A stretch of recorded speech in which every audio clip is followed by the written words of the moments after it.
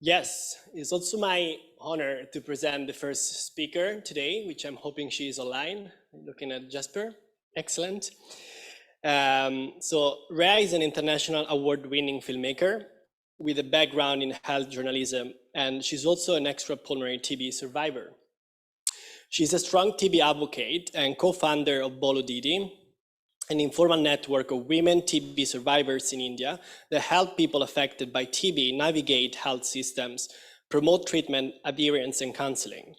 She has experience in working for both communicable and non-communicable diseases in organizations such as Dalberg Media, The Union, and TB People. Rhea has made a number of films on health and women empowerment with a special interest in TB.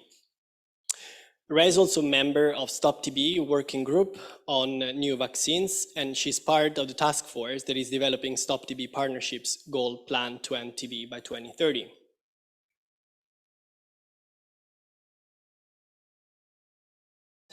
Both here and online. So if you are online, just raise your hand, and then Eva will check that, and we're gonna have our colleague, Shastin Stewart, that will moderate the questions later on. Shastin is from the Swedish Public Health Agencies and Antibiotic Smart Sweden, and previously part of also React. Before giving the word to Rhea, I'll ask Jasper to please play the video. Thank you.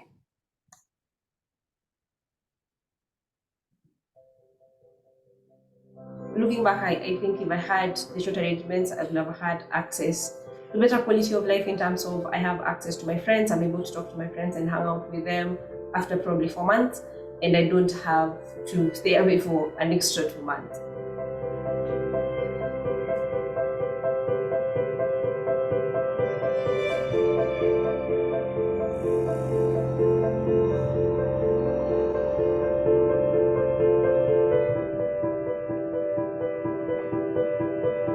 Of course, many people have mental health problems during the MDR-TB treatment.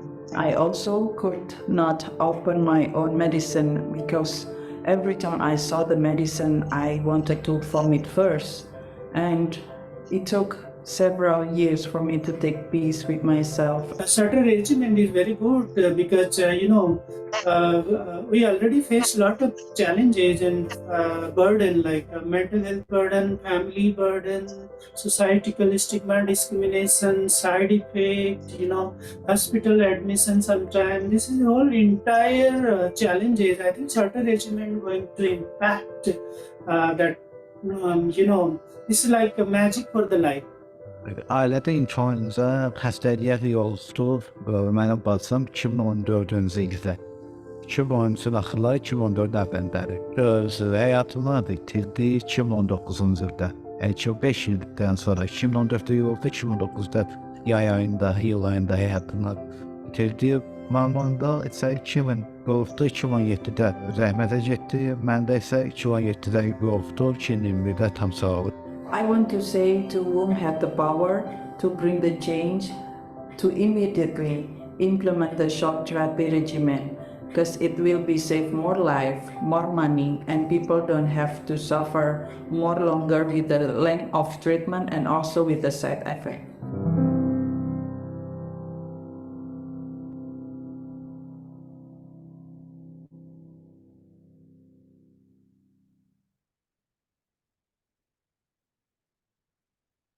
Rhea for this movie. It was excellent, very inspiring.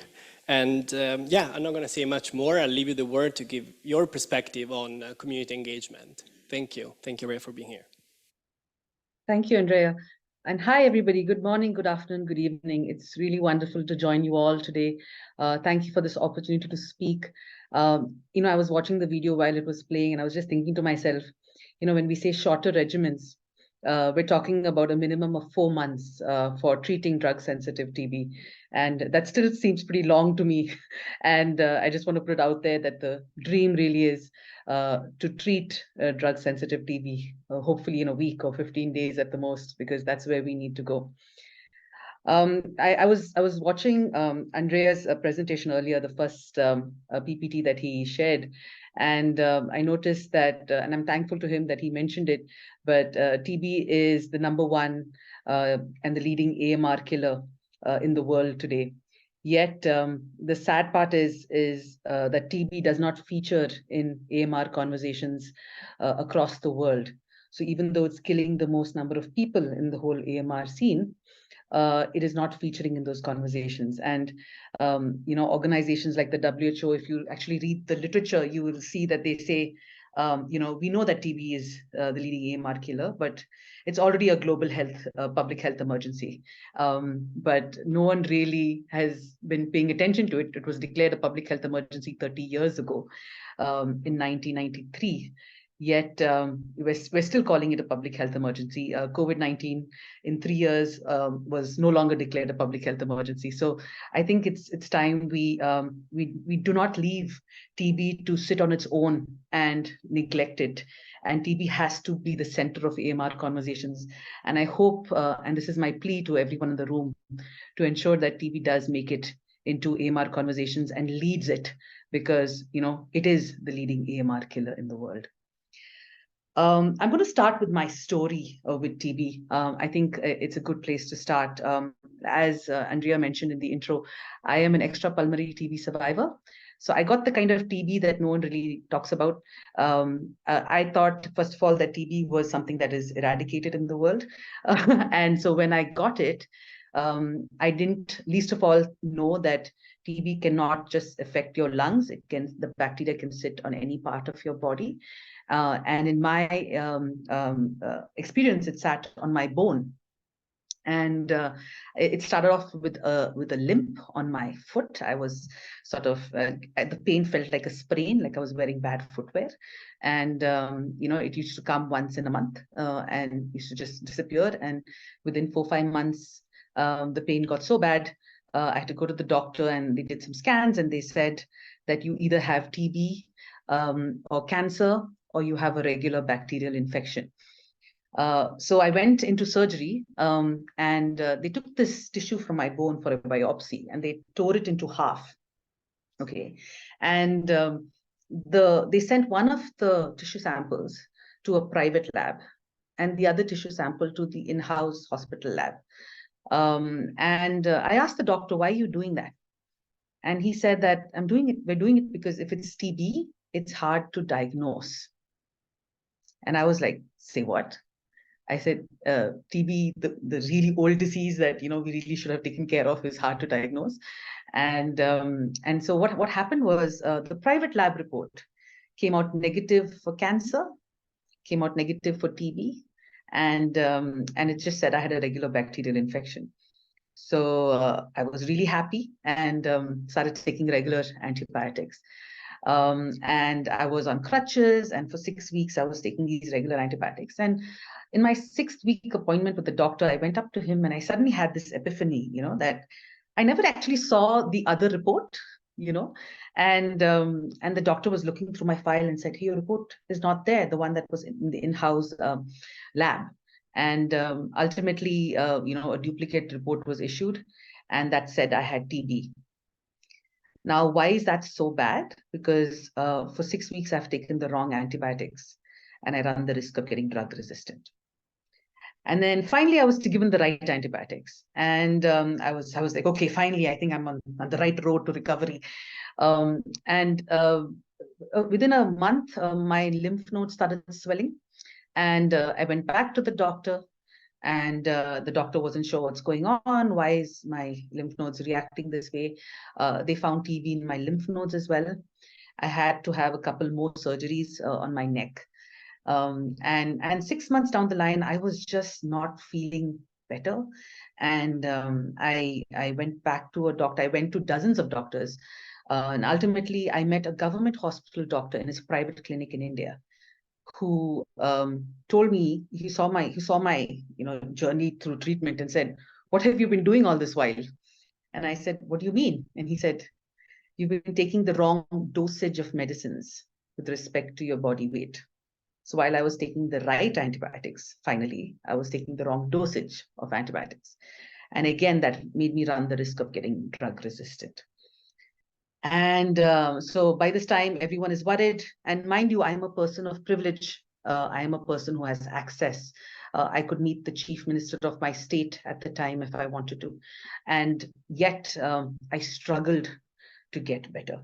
And finally, so treatment for bone TB typically lasts a year. Because of all that happened to me, I ended up taking antibiotics for a year and 8 months. And it was a really horrible a horrible experience, 3 surgeries, 4 times hospitalized in this period, and a great deal of suffering.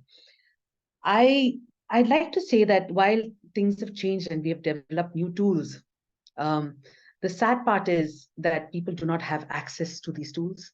As you saw in this video, this was a recent video on shorter drug regimens, and what's the point of having it if people don't have access to it? And that's something that a lot of people celebrate when we have a novel treatment regimen or new discoveries with diagnostic machinery and that kind of thing. But when it's not being implemented and it's taking years and years and sometimes decades to be implemented, what's the point really? We want to end TB by 2030. We're nowhere close to that if we continue as business as usual. One of the things I want to highlight is, the importance of treatment literacy. And I know, one of the biggest challenges in AMR is treatment adherence. And so I hear a lot of people say, we just need to get, people who are sick to adhere to their treatment, and then we're going to solve the problem, But I urge all of you to ask yourselves, have you ever asked a person who has not adhered to treatment why they didn't adhere to treatment?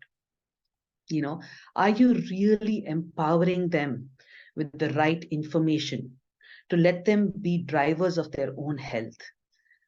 When I got TB and I was given the medicines, in a few days, my urine was red, and I thought I was bleeding, in my urine, because no one told me that the TB medicines will make your urine and your sweat red. And no one told me that if you do not adhere to treatment, even if you feel better in a month, if you don't complete the course, you're going to get yourself into trouble. You're going to get resistant to the drugs. AMR is going to kick in. And so I think it is important we rethink how we are engaging with the community to ensure that they are empowered enough. It's not, people of the community are experts in their own right. They need to be seen as humans, as responsible humans, and we need to give them the tools and the knowledge to ensure that they can make their own health decisions. I have the good fortune of having lived a life where I've spent in different countries around the world.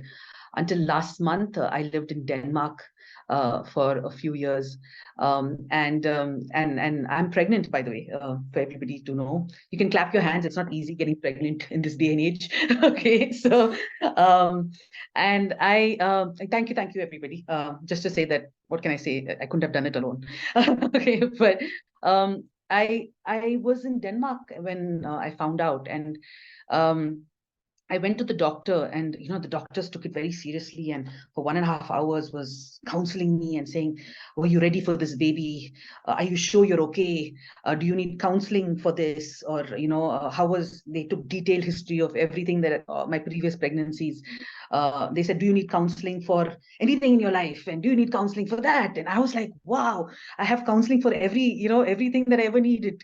And I felt so supported as a person who was pregnant and who is pregnant. And I think that's the level of care we need to really ensure that we give people who are taking antibiotics and who are taking, just to sort of empower them enough with the right counseling, with the right treatment literacy to make the right health decisions. The next thing I want to talk about is creation of new tools. Okay, this is amazing because this is something I'm very passionate about. And whether it's drugs or new diagnostics, I urge you to ask yourselves one question. Who are we creating the tools for? Before you develop the tools, before you think that we know it all, this is the right thing to do. Have you actually asked the person who is sick, is this what you need? I was in a meeting a while ago where there were innovations that were coming out, and someone came up with this brilliant innovation. There was major clapping, and everyone was very excited about it. You know what the innovation was? It was a small metallic pill that you give a person who is taking treatment to take it in, to make sure that the person has taken their treatment for the day, the medicines for the day. So that, I mean, that was the pill they made, and if you make a pill like that, I mean, are you making that pill for the healthcare provider? Are you making that pill for the government? Are you making that pill actually for the person, the community, the affected community, the person who is sick with an illness? And it's something that, the lack of perspective and the lack of clarity, and sensitivity in how we make these new tools is something that really goes above me. And I really urge you to just engage with the communities and just see if what you're making is actually what they want.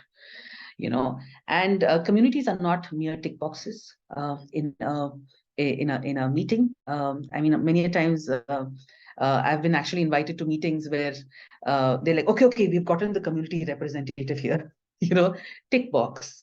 And there was one meeting where I spoke, where someone said, I got a standing ovation. Everyone was like, wow, that was a brilliant speech.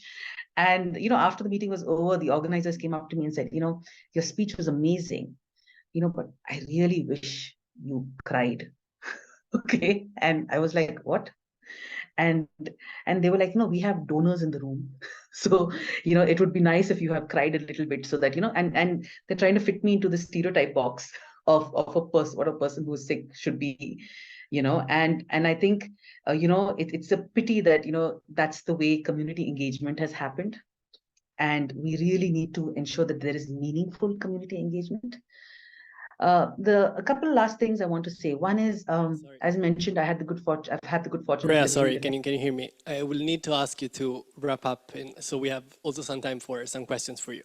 Okay, sure. Okay, so just in terms of, I lived in India for a bit, and my daughter, who was 1.5 at the time, contracted a UTI. Okay, and she did a urine analysis, test, and she discovered that she was 80% of her of the antibiotics she was resistant to at 1.5 years of age. And I ask you, when you engage with the community, people don't know what AMR is. Okay, and we really need to break it down. I think we really need to change the way we communicate it. So antimicrobial resistance, you just lost me at anti. I'm just like, what are you saying? You need to sort of break that language down to make sure the community understands what it means, that I'm going to get resistant to the drugs if I know about AMR because I've made a film on AMR, I've done research on AMR, I know how complicated it is.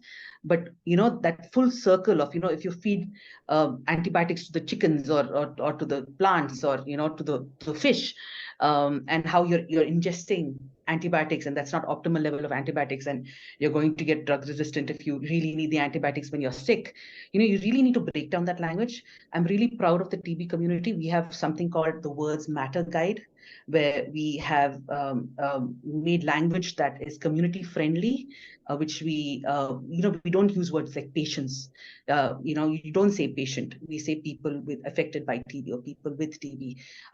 Those are sensitive terms that I really urge you to use. And lastly, I would urge you to please address stigma and discrimination. One of the things that, when I first started talking about TB, my very, very sweet and supportive mother was very worried for me. She said, what are you doing? She said, you will be labeled a TB patient all your life. So it's not going to be Rhea, the international award-winning filmmaker, Rhea, the consultant with one of the world's best consulting firms. It's not going to be Rhea that. Rhea is going to be a TB patient. And while I may not have a master's in epidemiology, I may not be scientists like you, we as a community are experts in our own right. You know, we know what is wrong with health systems. We know what was wrong with what the doctor said. I mean, I've had doctors tell me, you know, you don't really need this antibiotic, but just take it because it's just good for you, you know. And so we know what is the matter. We are not passive recipients of care. We're the center of care, you know, and we are equal partners. And I urge you, while today my mother is very, very proud of where I've reached and who I've become, I hope, I think the biggest scars, well, I've had many scars in my body because of TB. The biggest scar really is for a person from the community is not being heard and not being seen. And I beg of you to please ensure that we can prove my mother wrong, that I'm not just a TB patient. I am much more than that, and I can contribute to ending the suffering from TB and other AMR related challenges. Thank you.